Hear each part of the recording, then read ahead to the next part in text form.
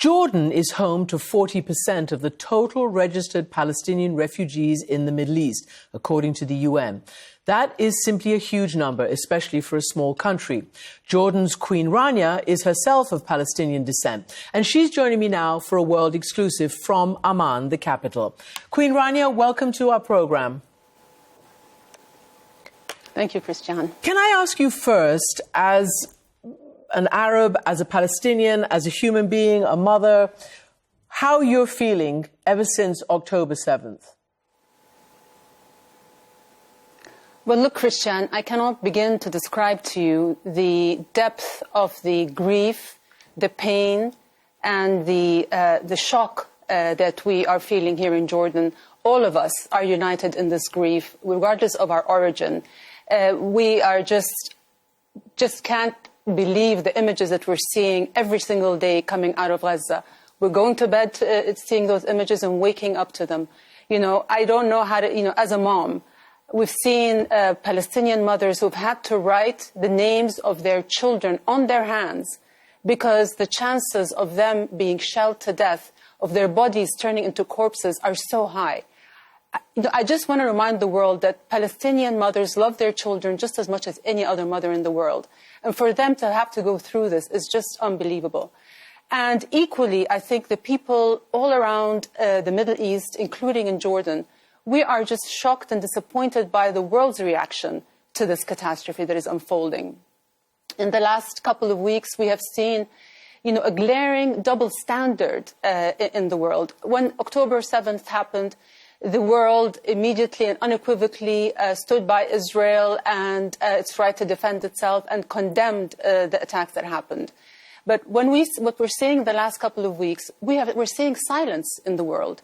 Countries have stopped at just expressing concern or acknowledging the casualties, but always with a preface of declaration of support for Israel. And, are we being told that it is wrong to kill a family, an entire family at gunpoint, but it's okay to shell them to death? I mean, there is a glaring double standard here, and it is just shocking to the Arab world.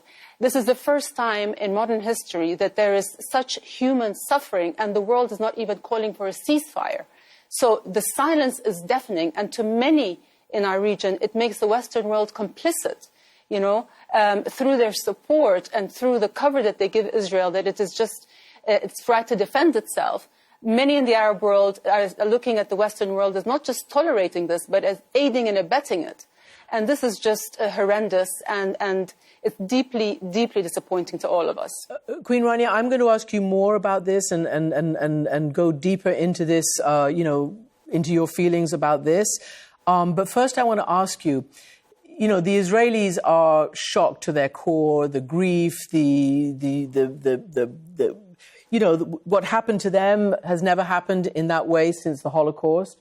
And they are shaken to their core, as I said, and the grief. I just want to get from you what you felt on October 7th. Well, of course I was shocked. And, Jordan has made its position very clear. We condemn the killing of any civilian, whether Palestinian or Israeli. That is Jordan's ethical and moral position. And it's also the position of Islam. Islam condemns the killing of civilians. As my husband mentioned recently, the Pact of Omar, which was issued on the gates of Jerusalem 15 centuries ago, that's 1,000 years before the Geneva Conventions, orders Muslims not to kill a woman, child, or elderly person, and not to destroy a tree or hurt a priest. And so this is what we believe are the rules of engagement at time of war. But they need to apply to everybody. So yes, there was the shock and there is the condemnation. But why isn't there equal condemnation to what is happening now? I just want to emphasize that what happened on this conflict did not begin on October 7th, although it has been being portrayed as that. Most networks are covering the story under the title of Israel at War. But for many Palestinians on the other side of the separation wall, on the other side of the barbed wire, war has never left. This is a 75-year-old story, a story of overwhelming death and displacement to the Palestinian people. It is a story of an occupation under an apartheid regime that occupies land, that demolishes houses, confiscates land, military incursions, night raids, the context of a nuclear-armed regional superpower that occupies, oppresses, and commits daily documented crimes against Palestinians is missing from the narrative. Queen Rania? For too long, Palestinians' life... I'm sorry to interrupt you. I want to ask you a specific question because you're using a lot of words which clearly many in your, in the Arab world have used, words like apartheid and the rest. But you know that you are going to come under a lot of criticism from Israel and its supporters. And I'm wondering whether you're coming out to speak... But let me just emphasize that apartheid is a designation that was given not by Arabs, but by Israeli and international human rights organizations. You wrote in an Instagram story just in the last week, it isn't self-defense if you're an occupying force, and you show the destruction of Gaza. And you have posted a video of yourself from a presser in 2009 during that war, saying, "It is heartbreaking to see how little has changed. The world cannot remain silent. This has to stop." Do you feel that you have a particular voice, as Queen of Jordan, in a country that has a peace treaty with Israel, to speak up? It's not about me. It's about speaking up for humanity. This is not about, being pro-Israeli or pro-Palestinian. This is about choosing the people, the everyday people on both sides. And, and explaining again that the Palestinian people have for too long been living under oppression and a dehumanization. They suffer daily indignities and human rights violations, whether they're being jailed or humiliated or harassed. They do not have freedom of movement. There are over 500 checkpoints scattered all over the West Bank. You have a separation wall, which is deemed illegal by the International Court of Justice, that has separated the territories into 200 disconnected enclaves. And, you've seen the aggressive expansion of settlements on Palestinian land. And those have interrupted the territorial contiguity of the territories and has deemed an autonomous, independent Palestinian state not viable. So you are seeing all these, this is the background of this conflict. There's a hyperfixation on Hamas now because of what happened the last couple of weeks. But this is a problem that far precedes Hamas and will continue after Hamas. This is a fight for freedom and for justice. And that is what needs to be heard. Can I ask you this question then? Because, quite a brave, I think she's Saudi anyway, a journalist on the Saudi television network Al Arabiya, took this and hammered Khalid Mashal, the former head of Hamas, and said to him, the butchery, well, that's my word, but she said, what everybody's seen on their screens has, turned the world away from the Palestinian cause. And just to expand, people are saying Hamas and what it did has brought this down on these poor people of Gaza. Do you accept that? Well, I do not believe in, as I said, in the killing of civilians. But this is a story of violence that has been going on now for so long. And this violence needs to be condemned. But at the end of the day, what we're seeing today and what people need to understand is that, yes, under the guise of the right to defend itself, we are witnessing atrocities. Every country has a right to defend itself, but not through any means, not through war crimes, not through collective punishment.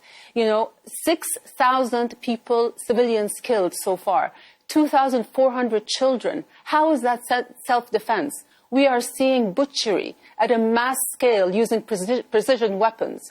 So for the past 2 weeks, we have seen the indiscriminate bombardment of Gaza. Entire families wiped out, residential neighborhoods flattened to the ground, the targeting of hospitals and schools and churches and mosques and medical workers, journalists, UN aid workers. how is that self-defense?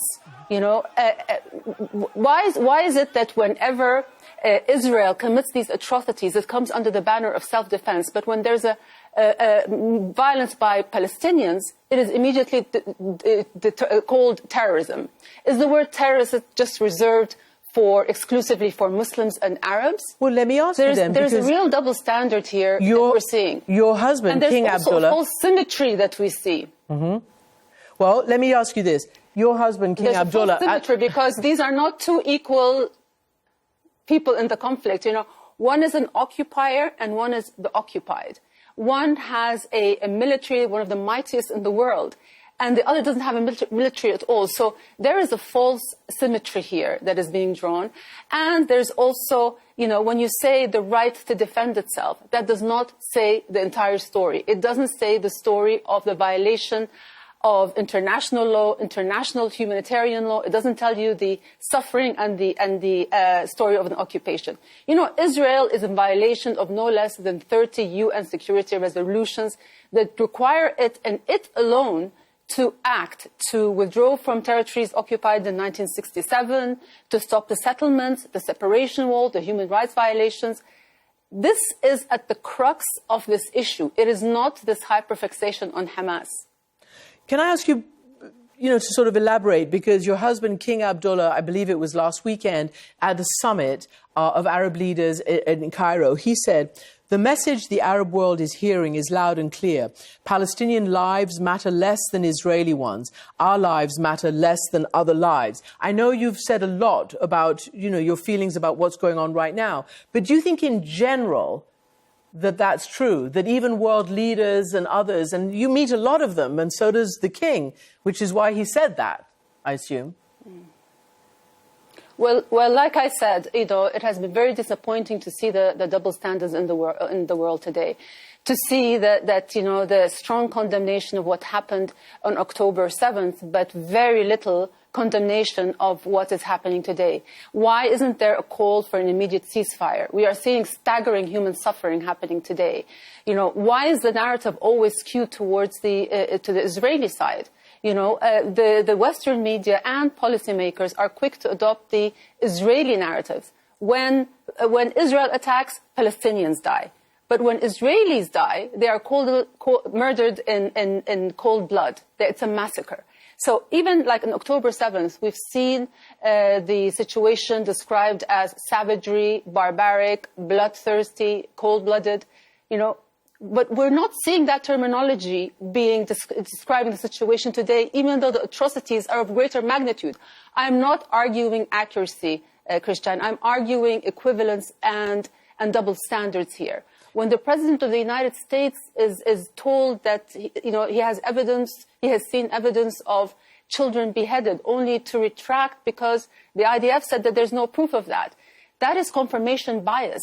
Even at your network, Christian, the CNN website at the beginning of the conflict reported a headline of Israeli children found butchered in an Israeli kibbutz. And when you read through the story, it hasn't been independently verified. Now, my question to you, would you publish such a damning yet unverified claim made by a Palestinian? Queen Rania, I just need to stop you right there, because there have been pictures shown by the Israelis, and our journalists have been down there. I'm not talking about beheadings. I'm talking about babies' bodies riddled with bullets and things. But it is just all so horrible, as you say. I want to ask you about what Jordan has said, and your husband, the king, has said, that there has been anyway an attempt or suggestion to move Palestinians who are trying to seek safety either into Egypt or into Jordan, your country. And the king has said this is a red line. I think the plan by certain of the usual suspects to try and create de facto issues on the ground. No refugees in Jordan, no refugees in Egypt. Well, look, the people of Gaza now are facing two choices. Either they leave or they face death or collective punishment. So essentially, they're giving a choice between expulsion or extermination, between ethnic cleansing and genocide. And no people should be given, have to face that kind of choice.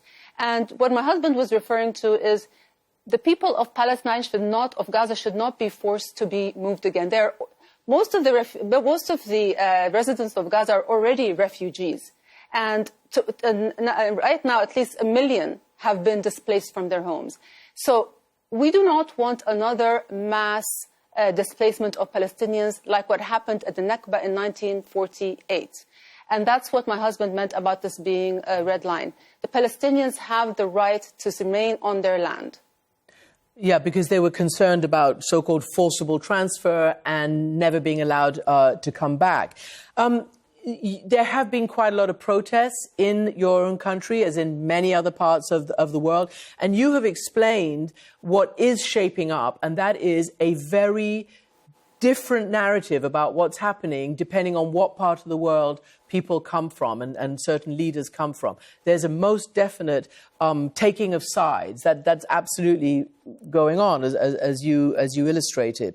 What about, though, or are you kind of used to it now and have to manage it, the protests on the street, even against the 1994 peace treaty? Are you concerned about the anger and the wider war or the wider instability in countries like yours or in others around the region? Well, you would be concerned if there's division, but we are absolutely united in our stance. We all believe in the same thing. We are all feeling the same pain. We all want the same thing. And so I think there's a lot of unity in the Arab world. And as I said, there is a sense of, do our lives matter less?